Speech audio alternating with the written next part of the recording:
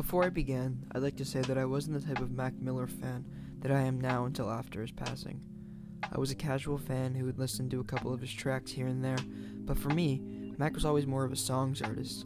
I didn't have a true and genuine connection to one of Mac Miller's albums in particular until after his passing. The moment that I became a Mac Miller fan forever was when certain tracks off of Swimming, like the one you're listening to now, began to resonate with me on a deep level. Wings and Come Back to Earth, as well as 2009, were musical moments that changed me forever. And then we lost him.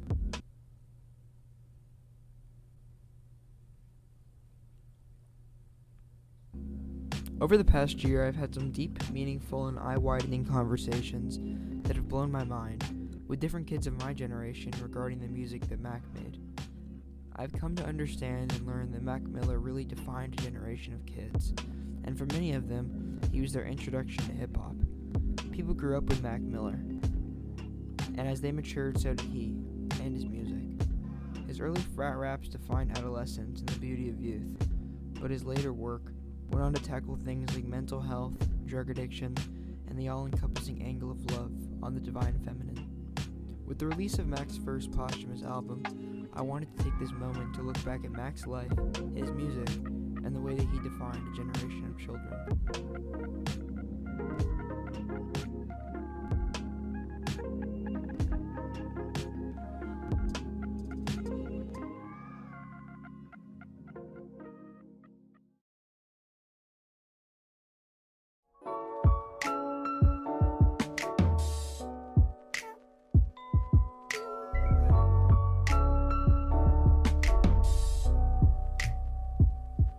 I think the strongest cuts off Swimming, or at least the ones that resonated with me the most, were the raw, emotional, and atmospheric tracks that make you feel like you're truly swimming in Mac's headspace at the time in which the album was recorded.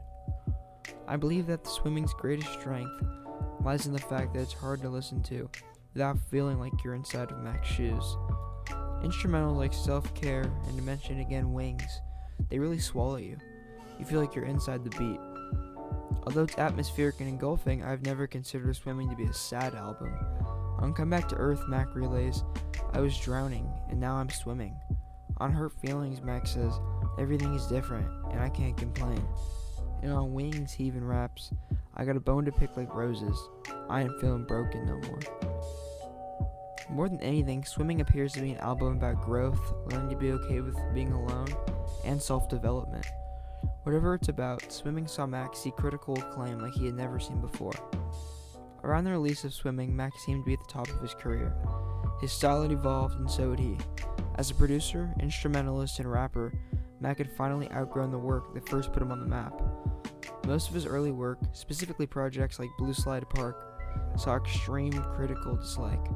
The now iconic Pitchfork review that rated the project a 1 out of 10 said, despite his claim of being the cross between John Lennon and UGK, he's mostly just a crushingly bland, more intolerable version of Wiz Khalifa, without the chops, desire, or pocketbook for enjoyable singles. Unless you buy into Miller's persona, and why would you? Blue Slide Park offers you nothing that you can't find done much more artfully by, say, Currency. Despite its critical reception, I think there's a youthful quality in Mac's early music that falls nothing short of beautiful. He was a kid who liked to party, making music for other kids who liked to party. And despite how well or poorly executed you may think it was, there's something beautifully moral about it all. Early mixtapes like Kids and The Best Day Ever are what originally allowed Miller to resonate with so many young white kids that quite honestly didn't have much else to resonate with in the world of hip-hop outside of Eminem.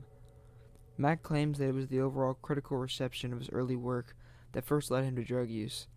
Once he moved to LA and away from his hometown of Pittsburgh, Mac had the resources and the means, as well as the money, to fuel his drug habits, which eventually turned into an intense battle and addiction, and as we all know, his eventual demise.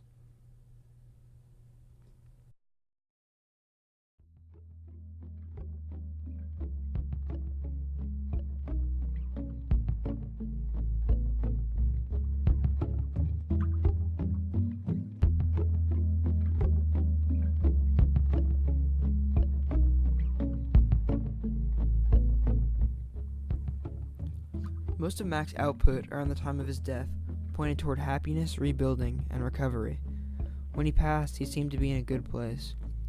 Despite some of the alarming and eye-opening lyrics off of the first single from his posthumous album, Good News, I think the end of the track is the most notable moment. Mac's creative journey and how he rose from one of the most critically spat-on albums of the last decade to a mature, Grammy-nominated, and emotionally potent release is amazing. On Good News, Mac raps, "There's a whole lot more for me waiting, and I'll finally discover that it ain't that bad. It ain't that bad." I think he meant it. If Good News proves anything, it's that Mac knew that if his lifestyle didn't change, that it would be his ultimate demise. Mac died at a time where he believed he was about to start living, and to me, that makes the whole thing hurt just a little bit more. The man wanted to get better. From a generation of kids that grew up trying to be someone they're not, thank you, Mac, for being yourself.